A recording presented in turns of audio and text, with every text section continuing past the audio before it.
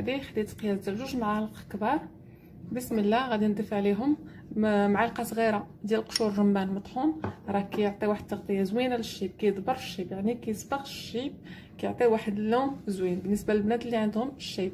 هنايا غادي نضيف واحد 2 معالق ديال الشوكولاط غبره اسود بدون سكر. غادي نضيف القهوه. بسم الله. 2 معالق. هاد الكركدي كيعطي واحد اللون احمر، الكركدي كيعطي واحد اللوين احمر، الشوكولاط والقهوه كيعطيو لون مع الكركدي اللون كيولي بني. بسم الله. غادي نضيف هاد المكونات ماء ساخن وغادي نبدا نخلط. بطبيعه الحال هي بشويه، ما بغيناش الخليط يجينا جاري. وغادي نضيف معلقه صغيره ديال بشويه معلقه صغيره ديال الحنه. بطبيعه الحال الحنه طبيعيه. غادي نخلط هاد المكونات كلهم حتى يتجانسوا ليا. بسم الله.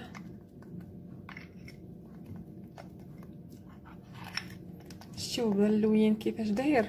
داك الكركدي البنات راه داير بحال الشكل ديال الدباغه، عرفتي كيعطي واحد اللون ما نقول لكمش. اكثريه الا كثرتوا منه، يعني كنصح البنات اللي عندهم الشيب ولا اللي الشعر ديالهم محتاج صبغه طبيعيه يكثروا من الكركدي. كركدي، عكر الفاسي، قشور الرمان، كاع هاد المكونات كتعطينا واحد التغطيه للشيب وصبغه طبيعيه وتقويه للشعر. شتيوها انا دابا خلطت هنايا وغادي نغطيها. ها هي البنات بعد ما حركتها مزيان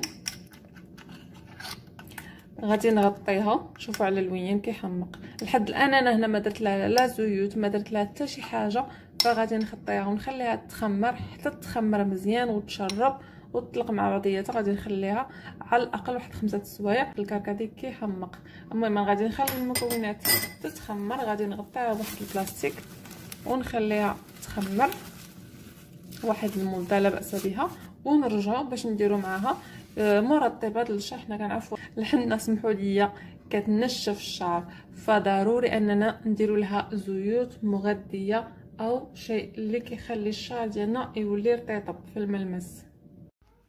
هنا بعد ما تخمرات ليا واحد المده لا باس بها، ها هي البنات كتولي بحال هكا، كيولي اللون ديالها زوين بزاف. خاطر احسن شيء البنات الا بغيتو ديروها كما كندير انا، كنوجدها في الصباح، يعني كنوجدها في الصباح ونخليها النهار كله كتخمر. كنغطيها وكنخليها في واحد القنيت على جنب مظلم، نخليها الصباح كله النهار كله حتى الليل. عاد كنبغي نعس ديك الساعه كندلها على الشعر ديالي كنبات بها. بعد ما تخمرت ليا هنايا دابا غادي ندوزو للزيوت وغادي ندوزو للكريمات اللي ترطب لينا الشعر ديالنا. كما قلت لكم قبل ان الحنه والقشور الرمان كينشفوا الشعر، فلهذا ضروري اننا نضيفوا زيوت، نضيفوا كريمات اللي ترطب لينا الشعر. انا شخصيا كنضيف 2 معالق كبار ديال البلسم. اي نوع ديال البلسم كتستعملوا، اكيد كل اخت عندها في البيت ديالها عندها شامبان وعندها البلسم وعندها الماسك. يعني اللي متوفر عندك موفر عندك الماسك ديري، ما موفرش ديري عندك البلسم، راه ارخص شيء هو البلسم. هنا ضفت 2 معالق كبار ديال البلسم وغنحركهم مزيان خليهم حتى يتجانسوا. كما قلت لكم البنات الكركدي راه غزال بزاف، كيعطي واحد اللوين كيحمق، وكل ما خلينا واحد المده اطول كل ما كيزيد يدبغ، يعني كل ما كيزيد يطلق هذاك اللوين ديالو اللي هو زوين بزاف احمر. هنا غادي نضيف معلقه صغيره ديال الخل تفاح. خل تفاح كمثبت اللون فقط، يعني خل تفاح فقط كيثبت اللون. معلقه صغيره لا باس بها، ما كاين حتى شي اذى للشعر، بالعكس كلها كتحارب الفطريات كتحارب القشره. غادي نحرك مزيان هاد المكونات ومن بعد غادي خلطوا هاد الشيء هذا كله مزيان، ومن بعد غادي نضيف ليه واحد 2 معالق كبار ديال الزيت مرطب للشعر.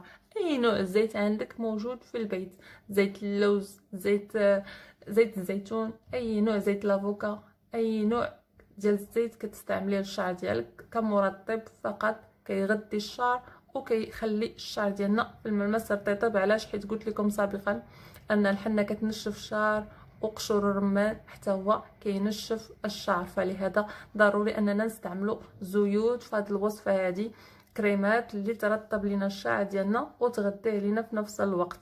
بالنسبه للبنات اللي ما عندهمش البلسم فممكن هنا انهم يعوضوه بجوج ديال اصفر البيض، طبيعه الحال على حسب الطول والكثافه الشعر، جوج اصفر البيض فقط، يعني ما يديروش البيض البيضه كامله، فقط اصفر ديال البيض. ما عندناش اصفر، ما عندناش البيض وما عندناش اصفر البيض، ممكن اننا نعوضوه بياغورت طبيعي دانون بدون سكر، نديرو واحد جوج معالق كبار ديال الزبادي اولا ياغورت بدون سكر ونحركو. وهاد الوصفه هذه كدار على الشعر، يعني بالنسبه للنتيجه احسن انكم ديروها بالليل وتنوضوا في الصباح تغسلوها، اولا ديروها في الصباح وتغسلوها في العشيه، المهم تبقى اطول مده. هادو مكونات طبيعيه تحتاجوا ان تخليوها مده اطول.